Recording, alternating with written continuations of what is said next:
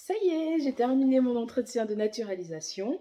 Du coup, je voulais faire un retour. J'ai regardé beaucoup de vidéos pendant que je préparais, beaucoup de vidéos qui m'ont aidé. Donc, je fais un retour aussi. Si mes questions peuvent, si mon retour d'expérience peut vous aider un tout petit peu. Là, le stress est passé, c'est cool, voilà. Alors, j'y suis allée ce matin. J'avais rendez-vous à la préfecture de Lyon à 9 heures. Il m'a pris peut-être, il est venu me chercher peut-être vers 9h10. On a commencé à parler direct en fait. C'était informel. On parlait de choses et d'autres. Et dans la conversation, il me dit, bah, c'est une question que je vous poserai après, mais en fait, voilà, ça changera quoi pour vous d'être française? Et pour moi, c'est principalement le vote, ça.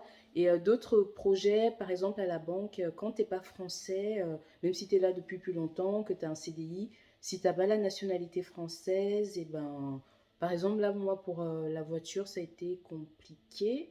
Euh, Bref, ouais, si t'as pas la nationalité française, quand même, ouais, il y a des choses qui sont chiantes.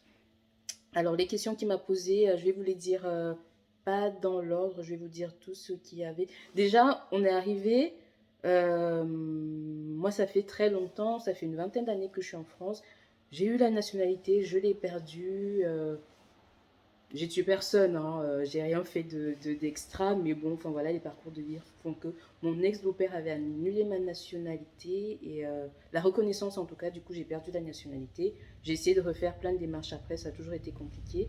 Et là, ben moi je suis arrivée, ma démarche a été accélérée dernièrement parce que je suis infirmière et que j'ai travaillé pendant le Covid. Donc il y a eu la loi de Marlène Schiappa a permis que je sois propulsée. Voilà. Donc j'en profite. Euh, donc je suis arrivée, il m'a demandé si ça allait. Ben, ça se voyait que sur ma gueule ça allait pas parce que j'étais stressée quand même. Je lui ai dit, bah non, je suis stressée. Enfin, franchement, je suis stressée. J'espère que ça va bien se passer. Il m'a dit, oui, ben, je préfère à la limite que vous disiez ça.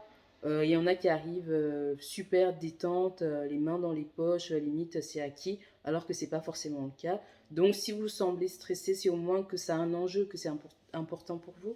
J'ai confirmé que oui, voilà. Donc, ayez l'air un tout petit peu stressé. Mais en fait, n'allez pas surjouer. Enfin, soyez naturel, mais c'est vrai que moi, ça me stresse. J'étais impatiente que ça passe. Ça fait 1, 2 semaines, j'essaie de tout réviser, donc j'étais impatiente que ça passe. On a parlé du stress, tout ça. Il a commencé à parler. Quoi d'autre? Il m'a demandé depuis quand je travaillais, ce que je fais comme métier, depuis quand je travaille, est-ce que ça me plaît comme boulot. Voilà, donc je suis infirmière, je vous ai dit. Donc, est-ce que ça va changer de devenir française? Il m'a demandé la devise de la France. Après, je sais pas si je vous donne toutes les réponses, mais voilà, enfin, vous irez chercher, hein. Ouais, liberté, égalité, fraternité. Il y en a à qui on demande ce que ça veut dire exactement, mais moi, il a été assez bref. Il m'a juste demandé ça, la devise. La couleur du drapeau de la France, j'ai dit. Il m'a demandé qu'est-ce qui représente le mieux la République. Moi, j'ai dit Marianne, period. Marianne, basta. Mais non, t'as beaucoup d'autres choses en fait. Il a rajouté après. Mais enfin, pendant les révisions, en plus, j'avais vu, t'as Marianne, t'as le drapeau, t'as l'hymne, t'as beaucoup de choses. Moi, j'ai dit ça. Mais après, il m'a dit, ouais, sinon, voilà. C'est lui qui est revenu sur le drapeau. Il m'a demandé les couleurs. Il m'a dit l'hymne aussi. Tout ça, je savais. Il m'a demandé comment s'appelait l'hymne. Mais il y a des choses, je pense que ça se voyait aussi que je stressais. Enfin, il m'a demandé l'hymne. Donc, j'ai dit la Marseillaise. Voilà. Il m'a demandé de citer des fleuves français, donc j'ai cité, voilà, tout ce que j'avais revu. Il m'a demandé pourquoi je voulais devenir française. Bah, moi, ça fait une vingtaine d'années que je suis là, en fait. Les 2 tiers de ma vie, c'est en France. Toute ma famille, tous mes potes sont ici. Mon travail, mes projets, c'est tout ici. Enfin, j'ai dit que ben on puisse vivre comme femme en France, c'est cool. Je trouve qu'on est quand même libre. Je peux choisir la religion que je veux. Je peux m'habiller comme je veux. Le boulot, je peux choisir ce que je veux comme boulot. Ainsi de suite, ainsi de suite. Après, vous direz par rapport à vous, mais voilà. Il y a une question que j'ai pas écrite, mais qui me reviendra peut-être. Pourquoi je vais devenir française? Ah oui, il m'a posé des questions sur la parité, ça j'ai pas écrit. Il m'a demandé si je trouve que la France, est-ce que la parité est bien respectée en France. Ben, moi, ça s'est vu sur ma gueule aussi. Enfin, j'ai dit, je sais qu'au niveau des salaires, en plus, c'est passé dernièrement aux infos que sur certains postes, enfin, certains métiers à poste égal, expérience égale, voilà, les femmes, elles peuvent être moins bien payées. Donc, je vais pas mentir, j'ai dit oui, enfin, un oui un peu bizarre. Après, elle me dit oui, ça c'est une réponse à la française, en fait. Oui, vous êtes bien intégré. C'est que oui, mais il y a des choses qui pourraient être améliorées. Je lui dis, ben oui, voilà. Je pense que ça tend vers le mieux, mais c'est pas encore, c'est pas, on n'est pas, tout n'est pas égalitaire, quoi. Donc voilà, j'étais sincère. Voilà, il m'a demandé ça. Il m'a demandé si j'appartenais à une association. Je lui ai dit oui.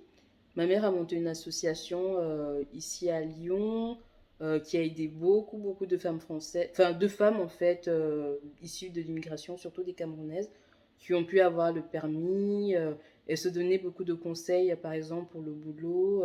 Ça a aidé énormément au niveau de l'émancipation, de l'intégration à la vie française. Donc moi je lui ai dit, donc merci à ma maman d'avoir créé cette association. Il m'a demandé où elle était basée, où était le siège. Voilà. La nationalité des personnes qui m'entourent, bah, j'ai dit franchement, à part moi, tout le monde est français, hein. Euh, je sais pas comment on en est venu là, mais j'en ai profité pour profiter que oui, j'étais propriétaire. On a vraiment beaucoup parlé, c'était même pas forcément du calcul, pas que, mais on a beaucoup parlé. Donc à un moment, j'ai eu à dire que oui, moi j'étais propriétaire. Il a regardé les adresses, il m'a dit mais comment ça là c'est l'adresse d'où je lui ai dit bah c'est mon adresse à moi, je suis locataire encore, mais j'ai fait un investissement locatif. Il m'a dit ah oui, je dis ben ouais, depuis cette année et tout je suis proprio. Et il m'a dit il m'a demandé si j'avais l'acte de propriété en tout cas. Ce matin, quand on m'accompagnait, un ami m'a dit de le prendre. Je disais, bon, ils vont pas me demander ça. Puis c'est ça, ça fait un peu lèche-cul. Il m'a dit non, non, prends. Du coup, j'ai pris. Il m'a demandé si, bah, l'agent m'a demandé si j'avais l'acte. J'ai dit, ben oui. J'ai dit par contre, bah oui, j'avais pas les photocopies. Il allait faire les photocopies lui-même, donc il a mis de côté. Et voilà, hein. La fête nationale, il m'a demandé. La déclaration des droits de l'homme, il m'a demandé. Mais je me suis trompée de date, j'ai dit 1989. Il m'a redemandé, j'ai redit la même chose. Mais bah, après, il m'a dit non. Je dis, mais oui, en plus, je sais pas. Enfin, bon, bref. Voilà. Et il m'a demandé aussi de citer des personnes connues en France. Vu que moi, c'est jamais dans la simplicité. Il y a une actrice que j'aime beaucoup, c'est Virginie Efira. Il me dit, mais elle est française, elle. Je dis, non. Enfin, je dis, ouais, je pense, ouais. Mais en fait, là, enfin, oui, je pense qu'elle est belge, en fait.